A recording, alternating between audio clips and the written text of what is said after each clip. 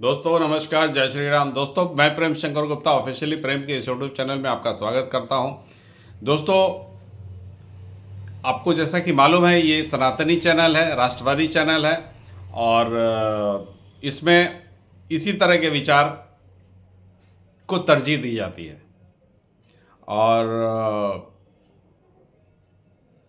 मुझे उम्मीद है आप इस चैनल को सब्सक्राइब करवाने में, लाइक करवाने में हमारे सहायता जरूर करेंगे। तो दोस्तों आज हम बात करेंगे स्टालिन की। स्टालिन जो कि तमिलनाडु के मुख्यमंत्री हैं और पिछले 10 सालों से मुख्यमंत्री हैं। तो अभी वहाँ पे 2026 में चुनाव होने वाले हैं और वहाँ पे एंटी इनकम्बेंसी इतनी ज़्यादा है, उनका शासनकाल कुछ खास रहा नहीं। उन्हें लगता है कि बीजेपी अब वहाँ पे अपने पाँव पसार रही है और आने वाले चुनाव में हो सकता है बीजेपी वहाँ पे बाजी मार ले। और बीजेपी का गठबंधन अभी तो जयललिता की पार्टी से नहीं है, क्योंकि जयललिता की पार्टी में अब जयललिता की तरह कोई दमदार नेता वहाँ पे नहीं है। अभी वहाँ पनीर सेल्वम और एक कोई नेता है, तो उनका जनाधार उतना नहीं है। इस कारण से इस एआईडीएमके का जो जनाधार है उस पर अब बीजेपी का कब्जा आहिस्ता आहिस्ता होना चालू हो गया है। तो इस जो बीजेपी जिस हिसाब से वहाँ पे अपने पांव पसार रही है, तो उसको कुंद करने के लिए स्टालिन अभी भाषा का मुद्दा लेके आ रहे हैं। और कैसे कैसे आप देखते जाइए दोस्तों, मोदी विरोध के नाम में मोदी विरोधी जो भी हैं वो मोदी का विरोध करते करते कैसे कैसे देश का विरोध करने लगते हैं।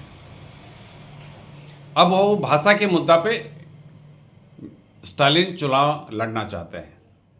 हालांकि जो न्यू एजुकेशन पॉलिसी 2020 से लागू करने की बातचीत चल रही है, न्यू एजुकेशन पॉलिसी में है कि आप किसी 3 भाषा को अपने राज्य में पढ़ाएंगे।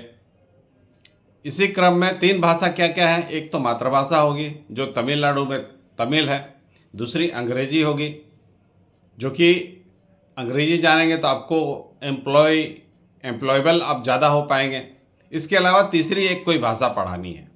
अच्छा, ये कोई ज़रूरी नहीं कि आप हिंदी ही पढ़ाएं, आप कोई भी तीसरी भाषा ले ले, तेलुगु ले ले, मलयाली ले ले, कन्नड़ा ले ले, चाहे और कोई एक भाषा ले ले। 3 भाषा त्रिभाषा फॉर्मूला अब केंद्र सरकार दे रही थी।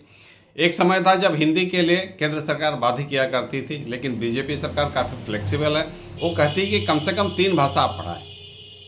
लेकिन इनके स्टालिन इसको बता रहे हैं कि नहीं, केंद्र सरकार हम पर हिंदी थोपना चाह रही है, जबकि केंद्र सरकार का साफ कहना है कि हम हिंदी के लिए बाध्य नहीं कर रहे हैं।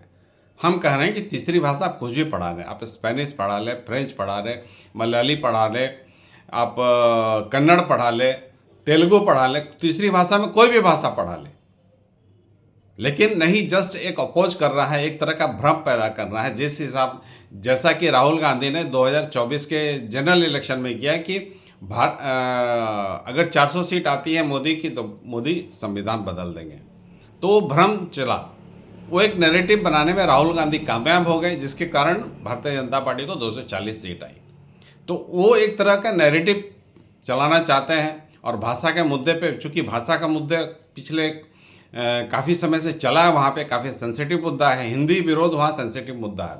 लेकिन इस समय भाषा का मुद्दा मुझे नहीं लगता है वहाँ पे चलेगा।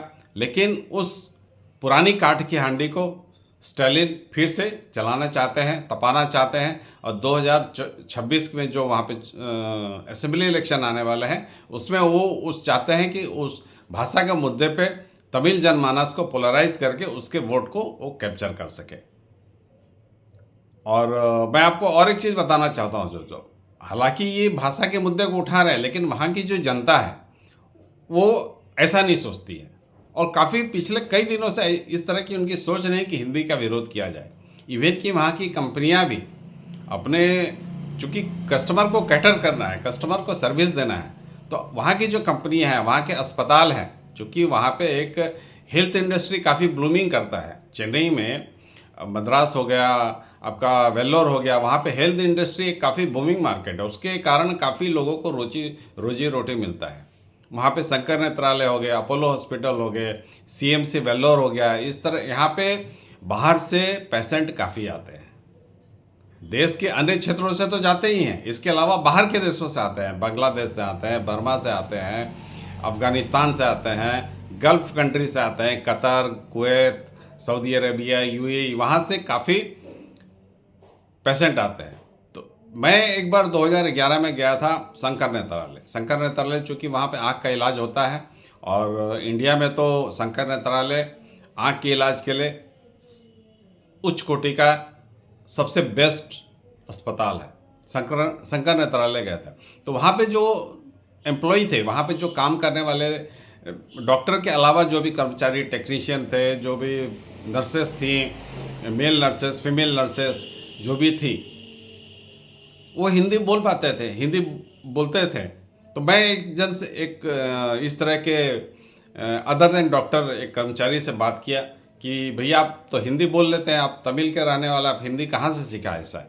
तो उनका कहना था कि हमें हिंदी सिखाया जाता है, हमें जब अपॉइंट किया जाता है तो हमें 10 दिन का हिंदी का क्रैश कोर्स कराया जाता है, जिसमें हिंदी की जो भी सामान्य बोलचाल में जो भी सामान्य वाक्य आते हैं वो सिखाया जाता है। यहाँ बैठिए, वहाँ जाइए, वहाँ इंतज़ार कीजिए, डॉक्टर साहब आएंगे, आपकी जांच वहाँ पे होगी, इस तरह के, आइए, धन्यवाद,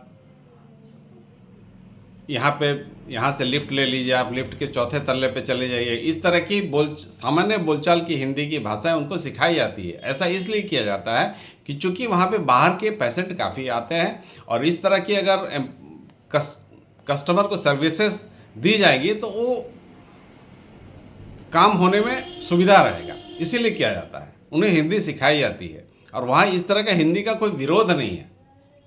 उस शंकर नेत्रालय जो उनका मेन शंकर नेत्रालय चेन्नई में उस समय 5 या 6 जगह से ऑपरेट करता था, अभी कितना है मुझे नहीं मालूम, लेकिन मेन बिल्डिंग में जो शंकर नेत्रालय में जो कैंटीन चलाता था वो एक नॉर्थ इंडियन का पंजाबी चलाता था।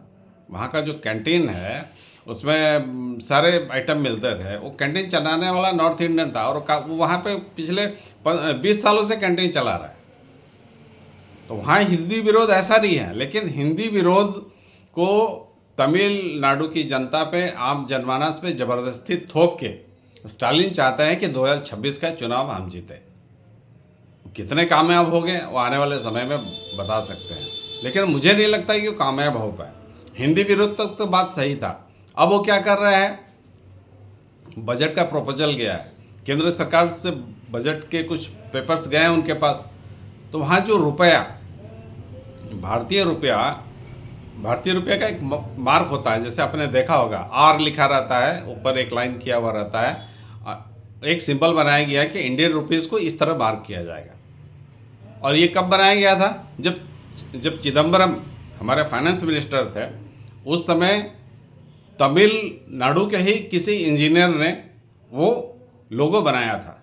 भारतीय रुपए का जो लोगो है, आर लिखा है, उसको एक तमिलनाडु के इंजीनियर ने ही बनाया था। और कब बनाया था? जब चिदम्बरम जी वहाँ के भारत के फाइनेंस वित्त मंत्री थे, उस समय इस लोगो को लागू किया गया था। लेकिन अब स्टालिन उस लोगो का भी विरोध कर रहा है। वो जो वहाँ से बना के भेजे हैं, प्रपोजल केंद्र सरकार को दिया गया है, उसमें वो जो भारतीय रुपए का लोगो, तमिल का आर लगा के वहाँ पर भेजा गया है। तो मोदी विरोध करते करते कब वो देश का विरोध करने लगते पता नहीं चलता है। लेकिन इस तरह का स्टालिन का ये हरकत, जो रुपए के लोगों को बदल देना, उसको तमिल के आर से रिप्लेस कर देना, ये तो राजद्रोह की श्रेणी में आता है। इस पर FIR होनी चाहिए उस पर। तो मोदी विरोध में ये कब देश का विरोध करने लगते हैं, राष्ट्र विरोधी बातें करने लगती हैं, ये ऑपोजिशन की तो हालत है। तो फिलहाल आपकी क्या राय है दोस्तों, आप ज़रूर बताएं। मुझे तो ये राजद्रोह की श्रेणी में लगता है। आप क्या सोचते हैं, अपने विचार ज़रूर बताएं। फिलहाल दोस्तों इतना ही। जय श्री राम। मेरी फिर से आपसे विनती है, इस चैनल को लाइक कीजिए, सब्सक्राइब कीजिए, और अपने समान विचार वाले दोस्तों से भी सब्सक्राइब करवाएं। जय श्री राम दोस्तों।